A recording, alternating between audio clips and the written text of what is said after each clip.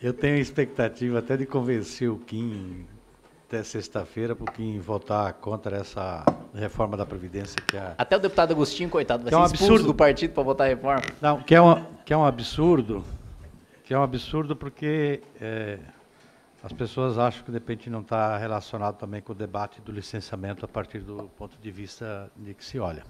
Tá? Porque a reforma da Previdência, ela resultou numa coisa de transferência de recursos dos mais pobres para os mais ricos, porque ela não ataca privilégio.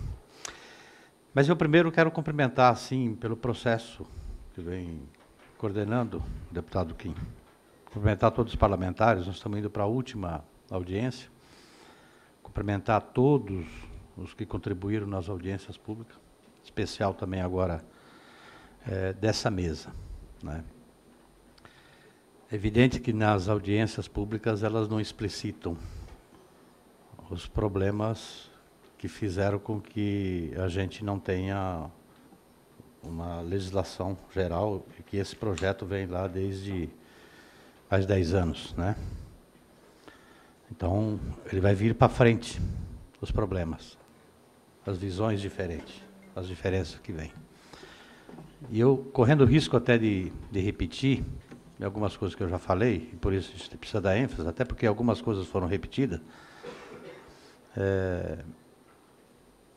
inclusive nomes também, que foram, instituições foram repetidas também na mesa, e tem gente que está reclamando que inclusive não veio, com razão. Por exemplo, agora a gente tem uma demanda, o IFAM não se sentiu representado.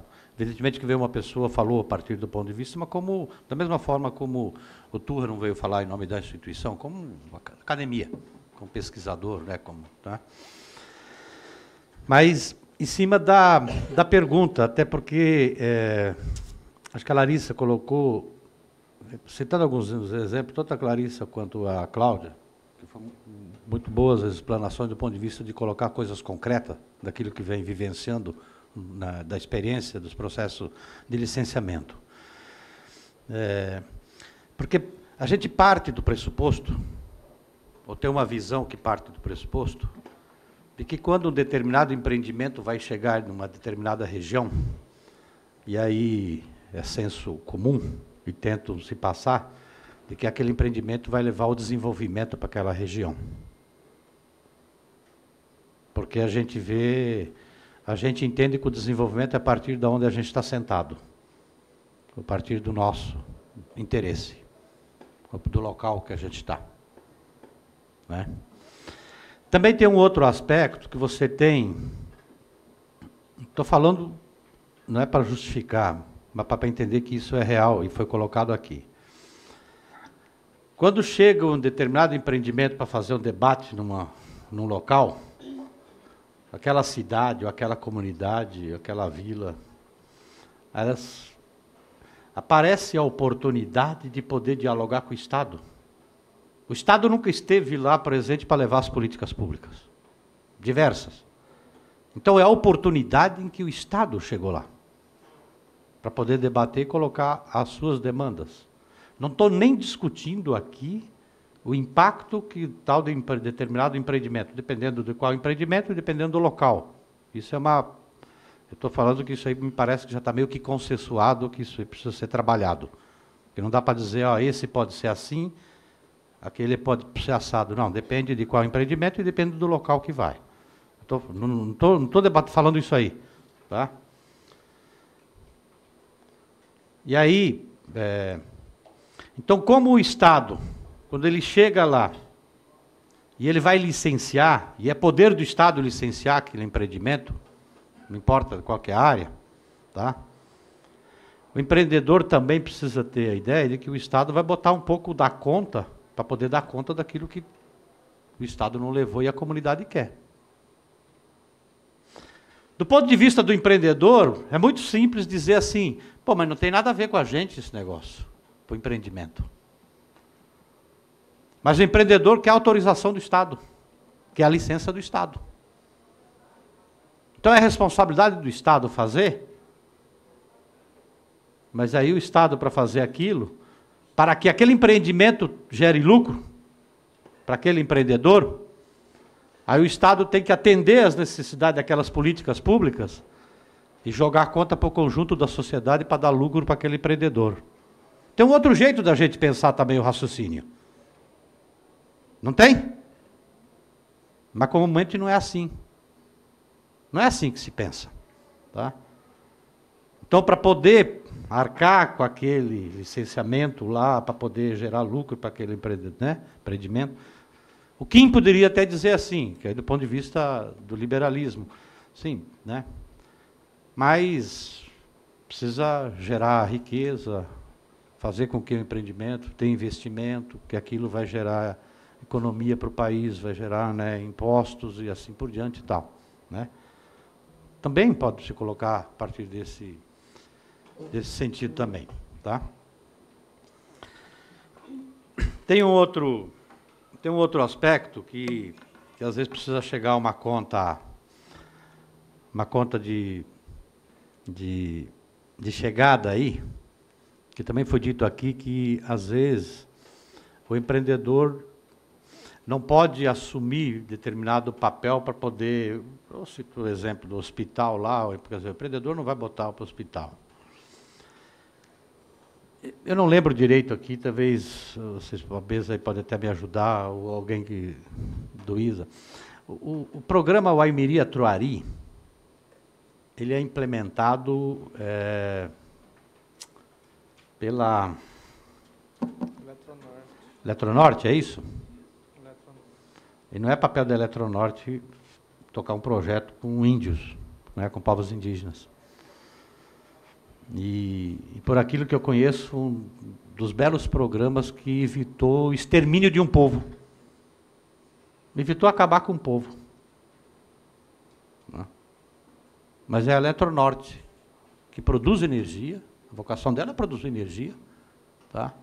Mas implementou, chegou num combinado lá que fez um programa fantástico. Então, quando você fala assim, ó, não é papel do DENIT, é que em determinados casos você pode também chegar numa concertação. Tá?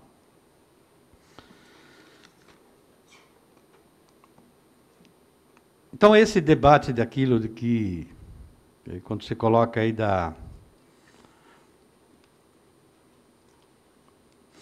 de que precisa ver o que é de impacto direto, impacto indireto, né? É uma linha muito tênue de que precisa saber. Então precisa estar na conta também do empreendimento, ver como é que paga. Eu quero colocar uma outra coisa que a gente... Justus até falou aqui com toda a razão, né, que às vezes você tem passivos. Né? Eu sou daquele que fala assim, olha, se de repente quer construir uma grande cooperativa, ou grandes silos, eu acho que todos aqueles que vão ser beneficiados daquela cooperativa, até porque vai ter, tanto do licenciamento como vai ter o financiamento, todas as propriedades deviam estar tudo bonitinha. Tem que ter uma exigência. Aí você fala assim, pô, mas lá atrás não foi assim, que é todo o debate aí da mudança, da mudança do Código Florestal. Eu fico imaginando aqui, nós, nesse último ano, nós aumentamos em 88% o desmatamento na Amazônia. E aí tem, às vezes, até declarações do próprio presidente, continua desmatando, porque ele fica desautorizando os fiscais do IBAMA que vão lá fazer a fiscalização. Tem esse outro país, essa outra fronteira, tá? Que isso aí vai virar fato consumado lá na frente. Lá na frente, ali na fronteira agrícola, onde está tendo desmatamento, tá? Vai virar fato consumado. E aí, estou falando do próprio programa do Mato Piba, mas não é só do Mato Piba, estou falando toda, né? Então, justos, aquilo que está para trás do passivo em função da legislação, não, tem uma coisa que precisa falar, ó, daqui para frente nós temos a responsabilidade que nós, a ciência está dizendo, nós precisamos ter reserva legal, nós precisamos, não é por um capricho da legislação, porque a ciência está dizendo que precisa ter a reserva legal, precisa ter as APPs, precisa estar recuperado, não é isso? Né? Não é capricho. Tá? Então, para se determinar o licenciamento, tem que dar conta também daquilo que precisa daqui para frente. Se tem um passivo para trás, tem que considerar que tem que recuperar o passivo para poder dar conta daquilo que está colocado para o futuro. né? Porque senão acontece que nem foi com os transgênicos. Como é que foi a liberação dos transgênicos no Brasil? Depois que já tinha tomado conta. Depois que já estava toda a agricultura, aí você fala assim, ó, não dá mais, não dá para proibir. Não dá para aplicar a lei. Não dá para prender, porque senão vai ter que prender 50%, 60% dos produtores de soja, de milho, na época. Né? E botar fogo, né? Aí a conta é o seguinte, não, vamos liberar porque não dá mais para... Né? Então, essa política do fato consumado, tá? Eu estou falando que isso acarreta, nós precisamos ter o carinho de ver como é que olha isso aí para de repente não consolidar na legislação esse tipo de coisa. E para o final, volto sempre a bater, porque na fala da Patrícia, às vezes tem elementos, eu sou favorável a toda a tecnologia. A tecnologia não resolve os processos de diálogo, de conversa das relações humanas. E aí, como foi dito aqui, acho que o Turra colocou muito bem, que não é uma coisa em voga nesse momento, nessa conjuntura, pelo contrário.